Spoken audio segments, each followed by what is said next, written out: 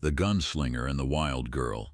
The desert sun beat down mercilessly on the weathered face of Jake Cordell as his horse picked its way through the rocky terrain of Devil's Canyon.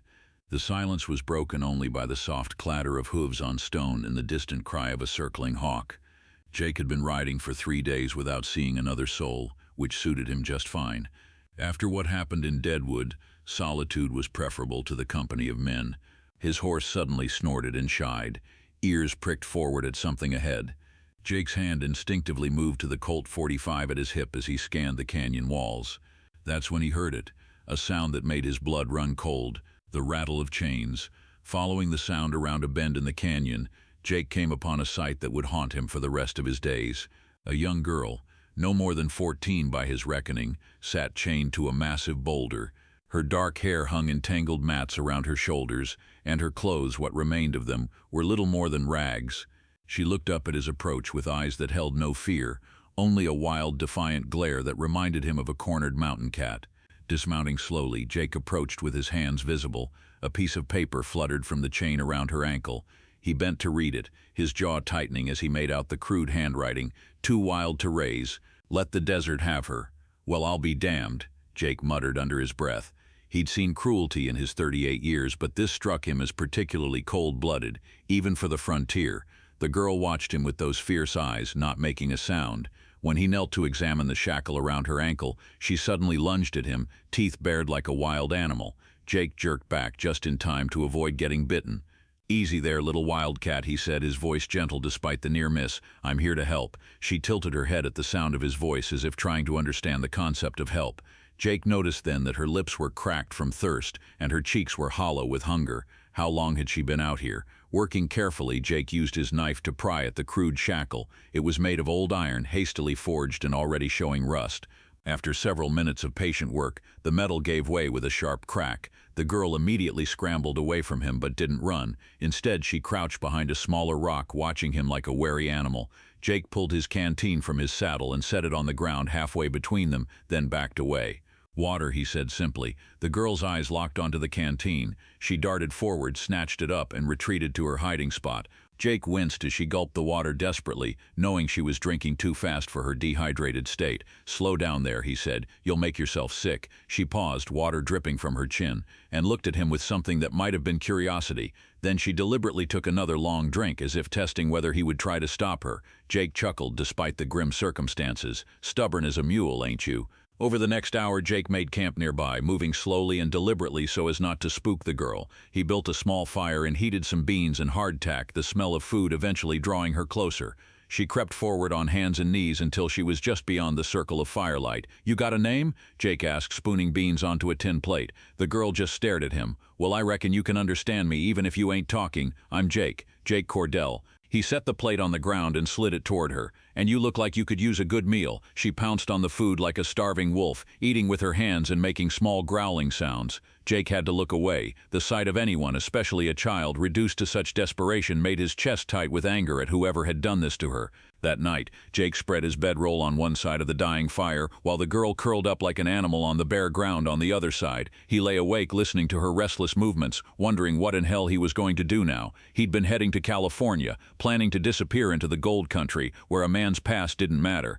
But he couldn't very well leave a child alone in the desert, and he sure as thunder couldn't take her to any of the rough mining towns between here and there. Come morning, the girl was gone. Jake found her tracks leading deeper into the canyon and followed them, worried she might fall into one of the hidden crevices that made this country so treacherous. He found her an hour later, crouched beside a small spring hidden among the rocks. She had stripped off her ragged clothes and was washing herself in the shallow pool. Jake quickly turned his back and called out, "I'll leave some clean clothes by that rock there. They'll be too big, but they're better than what you had." When he turned around again, she had vanished like smoke, but the clothes were gone too. This became their pattern over the next several days. Jake would ride slowly through the canyon while the girl followed at a distance, sometimes visible on the ridges above, sometimes just a shadow at the edge of his vision. He left food and water at regular intervals, always in the same manner, setting it down and backing away until she felt safe enough to approach. On the 4th day, she spoke her first word. Jake was tending to his horse's hoof when he heard a soft voice behind him say, "Snake." He spun around to see the girl pointing at a diamondback rattler coiled not 3 feet from where he'd been kneeling. Jake slowly drew his Colt and put a bullet through the snake's head with practiced ease. "Much obliged," he said, holstering the weapon. "That's the second time someone saved my hide this week." The girl tilted her head. "Second time, you," Jake said simply, "found me some purpose when I was running low on reasons to keep going." She studied him with those wild eyes for a long moment. Then, to his surprise, she spoke again. "Name's Clara." "Clara," Jake repeated, tasting the name. "That's a fine name, right pretty. Mama called me Clara," the girl said, her voice barely above a whisper. "Before what, little one?" But Clara had already melted back into the rocks, leaving Jake alone with more questions than answers. Over the following weeks, as they made their slow way through the desert country, Clara gradually became less feral and more human. She still startled at sudden movements and slept apart from Jake's camp, but she began to stay within sight during the day. She even started helping with small tasks, gathering firewood, filling the water bottles at streams, and once memorably catching a rabbit with her bare hands. "Where'd you learn to do that?" Jake asked, watching her skin the animal with a skill that would have impressed a mountain man. "Pa taught me," Clara said without looking up. "Before he decided I was too much trouble." Jake's jaw clenched. "Your pa the one who chained you to that rock?" Clara nodded, still focused on her work. "Said I was cursed. Said Mama died birthing me 'cause I had the devil in me. Said I'd bring nothing but trouble to any decent folk. And you believed him?" Clara finally looked up, and Jake saw pain flash across her young face. "Didn't have much choice. Every place we went, things went bad. Crops failed, wells dried up, folks got sick. Pa said it was my doing." Jake spat into the fire, making it hiss. "Your pa was a fool and a coward.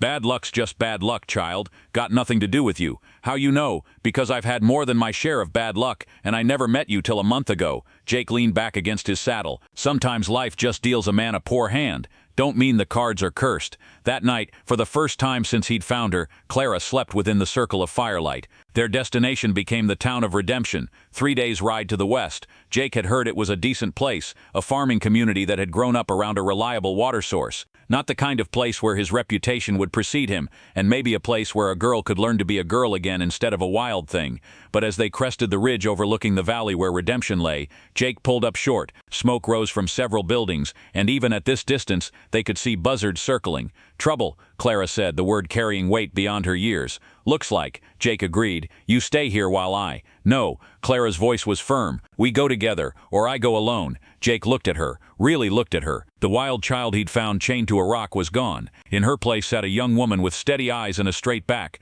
wearing his spare shirt cinched with a length of rope and a pair of cut-down trousers. She'd grown up in the space between one breath and the next, the way frontier children had to. "All right," he said finally, "but you do exactly what I say, when I say it. Deal, deal." They rode into Redemption to find a town under siege, not from Indians or outlaws, but from something far worse, fear. The bodies they found bore no wounds from bullets or arrows, but rather the telltale swellings and dark patches of cholera. The few survivors they encountered fled at their approach, shouting warnings about strangers bringing more plague. Jake and Clara made camp outside town that night, but neither spoke much. The weight of what they'd seen hung heavy between them. "They're afraid," Clara said finally, staring into the fire, "just like Pa was afraid." "Fear makes people do terrible things," Jake agreed. "Makes them look for someone to blame when there ain't nobody at fault."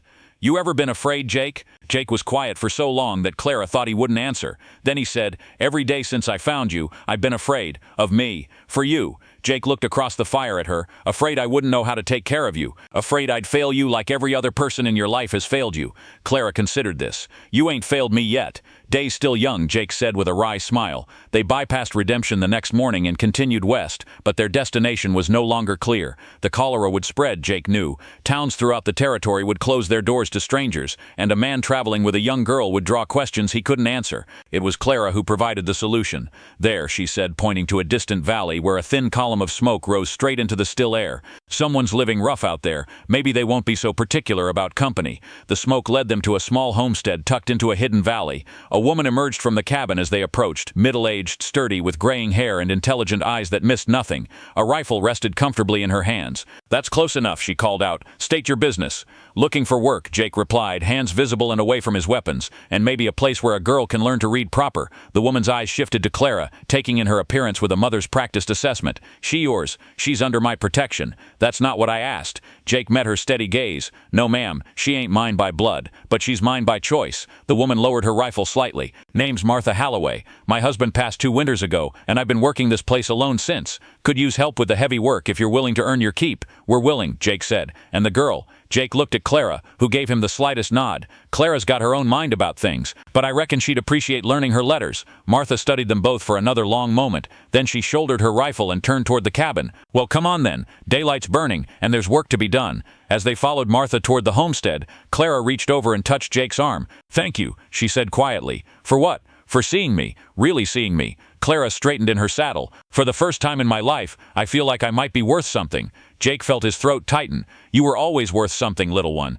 Just took a while for the right folks to notice." That evening, as Martha served them a hot meal around her kitchen table, Jake realized something had changed. For the first time since the shooting in Deadwood, he wasn't looking over his shoulder or planning his next move. For the first time in longer than he could remember, he was exactly where he belonged.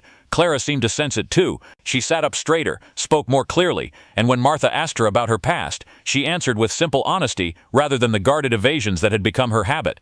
"My pay left me chained to a rock," she said matter-of-factly. "Said I was too wild to raise. Jake found me and set me free." Martha's expression darkened. "What kind of man chains a child to a rock?" "The scared kind," Clara replied with wisdom beyond her years. "But that's done now. I got Jake, and now I got you, and maybe that's enough family for anyone." As the weeks turned to months, Jake found himself settling into a routine he'd never imagined possible. He worked Martha's fields, repaired her fences, and taught Clara to shoot straight and ride better. In return, Martha taught Clara to read, write, and cipher, along with all the domestic skills a frontier woman needed to survive. She learned that not all adults would hurt her, that she could sleep safely without fear, and that speaking her mind wouldn't result in punishment. She learned that she was not cursed, not wild, not too much trouble for anyone to handle. One evening, as autumn painted the valley in shades of gold and crimson, Clara looked up from the book she was reading by lamplight and said, "Jake, you think we'll stay here always?" Jake, who was cleaning his rifle by the fire, paused in his work. "That up to you, little one. This feels like home to me, but you're the one who'll have to live with the choice longest." "It feels like home to me too," Clara said softly. "First time anywhere ever felt like home." Martha looked up from her mending. "Then it's settled. This valley's big enough for all of us, and Lord knows I could use the company." Later that night, as Jake stood on the porch watching the stars, Clara joined him. She was nearly as tall as his shoulder now, no longer the half-wild creature he'd found in the desert. But her eyes still held that same fierce intelligence, tempered now with something that looked suspiciously like contentment. "You know what I figured out?" she said, leaning against the porch rail. "What's that?" "I wasn't too wild to raise. I was just waiting for the right people to do the raising." Jake smiled, feeling something settle in his chest that had been restless for more years than he cared to count. "Reckon you're right about that."